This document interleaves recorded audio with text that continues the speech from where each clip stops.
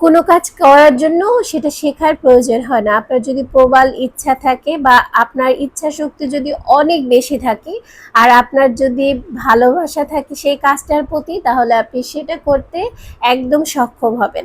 সেরকম একটা হচ্ছে এই টেক্সচার পেন্টিং। আমি যখন এর ভিডিওগুলো দেখতাম আমার খুব বেশি ভালো লাগতো, যেহেতু পেন্টিংয়ের প্রতি আমার অনেক আগ থেকে একটা দুর্বলতা রয়ে গিয়েছে, কিন্তু কোনো না কোনো কারণে যেটা হয়ে ওঠেনি। কিন্তু এখন দেখতে দেখতে আমার মনে হচ্ছে ফাইনালি না, এটা আমার করা উচিত, এটা আমার খুবই ভালো লাগছে, এটা আমি পারবো।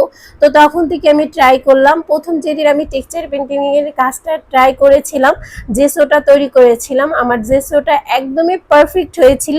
কিন্তু একটা ভুল হয়েছিল, সেটা হচ্ছে আমি অন্যের যেই মানে আঁকা ড্রয়িং আঁকাটা দেখে সেভাবে এঁকে তার মতো করতে গিয়েছিলাম। তখন আমি 2টা পেন্টিং করেছিলাম, একটাও সেরকম ভালো হয়নি, ফিডব্যাক খুবই খারাপ ছিল। তারপর আমি বুঝতে পারলাম যেটা আমি ভালো পারি, যেটা একান্তই আমার, যেটা আল্লাহ আমার ভিতরে দিয়ে দিয়েছে, আমার সেটা কাজে লাগাতে হবে। অন্যেরটা দেখে আসলে খুব বেশি দূর আগানো যায় না। তো তারপর আমি নিজে যে ড্রয়িং গুলো পারি আমি সেগুলো থেকে চেষ্টা করলাম। তারপর এই 2টা পেন্টিং করলাম, আরো করেছি। সবগুলো আলহামদুলিল্লাহ আলহামদুলিল্লাহ অনেক বেশি সুন্দর হয়েছিল। মানে প্রথম অবস্থায় অপেক্ষা অনেকটা বেশি ভালো হয়েছে। আর কালার মিক্সিংটা আমি অনেক আগে থেকে সেই ধারণা থেকে আমার কাজ করা শুরু। আর টেক্সচার পেন্টিং এর ক্ষেত্রে আমার এই বিষয়ে অনেক সময় প্রয়োজন হয়। আমি অনেক পেন্টিং করেছি, আজকে আপনাদের সাথে শেয়ার করব না, আস্তে আস্তে আপনাদের সাথে শেয়ার করব। এটা অনেক সময় ধরে করতে হয়। প্রথমে হচ্ছে জেসো দিয়ে এগুলো মেকিং করতে হয়, তারপর হচ্ছে ড্রাই করতে হয়, তারপর হচ্ছে পেন্টিং এর কাজটা শেষ করতে হয়। আচ্ছা, আপনাদের সাথে একটা কথা শেয়ার করি। আপনারা যারা এই কাজে খুবই মানে আগ্রহী, আমার মতো যারা চাচ্ছেন কিন্তু কোথা থেকে শুরু করবেন বুঝতে পারছেন না, তাদের আজকে একটা পরামর্শ দিই। আপনারা যে কৌটা পাওয়া যায় সেগুলো কিনেও কিন্তু ব্যবহার করতে পারেন, কিন্তু ওগুলো অনেক বেশি এক্সপেন্সিভ হয়ে যায়। সেটা কিনে তারপর হচ্ছে আপনি এটা ড্র করে সেই দামে বিক্রি না করতে পারলে তখন খুব একটা ভালো আপনি ফিডব্যাক পাবেন না। আপনাকে সেজন্য প্রথম অবস্থায় আসলে কেউই কিন্তু সেলিং করার যে প্রসেসটা সেটা জানা থাকে না বা ইচ্ছেও হয় না, নিজের পছন্দ অনুযায়ী করে। যখন অনেক বেশি প্রফেশন হিসেবে নিতে চায় তখন কিন্তু মানুষ সেল করতে চায়।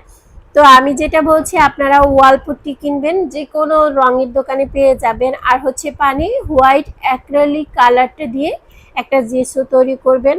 আর পরিমাপটা যদি আমি বলি, সেটা আপনি যখন করবেন আপনার আন্দাজ হয়ে যাবে। আপনি গ্লু যেইটা সেটা কম নেবেন, আর হচ্ছে যেই অ্যাক্রিলিক কালারটা সেটা আপনার পছন্দ অনুযায়ী নেবেন। অ্যাক্রিলিক কালারটা এই জন্যই যে এই যে কালারটা একদম হোয়াইট যাতে আসে সেই জন্য অ্যাক্রিলিক কালারটা ব্যবহার করবেন। খুব সুন্দরভাবে যদি আপনি এই যে জেসোটা তৈরি করতে পারেন, আপনার পেন্টিংটা কিন্তু অনেক বেশি সুন্দর হয়ে যাবে, অ্যাট্রাকটিভ হবে। বা আপনি কালার মিক্সিংগুলো যদি বোঝেন তাহলে কিন্তু আপনার কালারগুলো খুব সুন্দর হবে। আমি এই পেন্টিং 2টা অনেক বেশি লাইট করেছি, কারণ যেহেতু আমার ড্রয়িং রুমে রাখবো এই জন্য।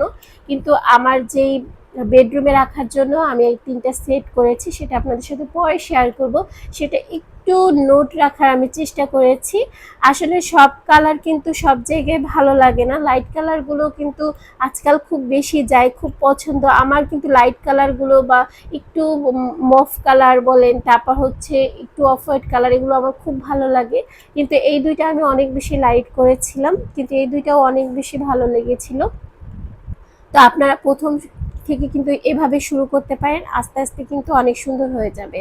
আর এই বড় ভিডিও আপনাদের সাথে শেয়ার করার একটাই মানে হচ্ছে, এই যে পেন্টিংটা আমি করেছি এটা একান্তই আমার, সেটা বোঝানোর জন্য। অনেকে অনেক রকম মন্তব্য করে যে পেন্টিংটা কিনে এনে তারপর অল্প একটু রং করে আমাদের সাথে শেয়ার করেছেন, বা এটা আপনি করেননি, বা এটা অন্য কারো থেকে আপনি ড্র করে এনেছেন। বিভিন্ন ধরনের মন্তব্য মানুষ করে, এই জন্যই আপনাদের সাথে শেয়ার করা। কেমন লেগেছে অবশ্যই কমেন্ট সেকশনে জানাবেন। আল্লাহ হাফেজ।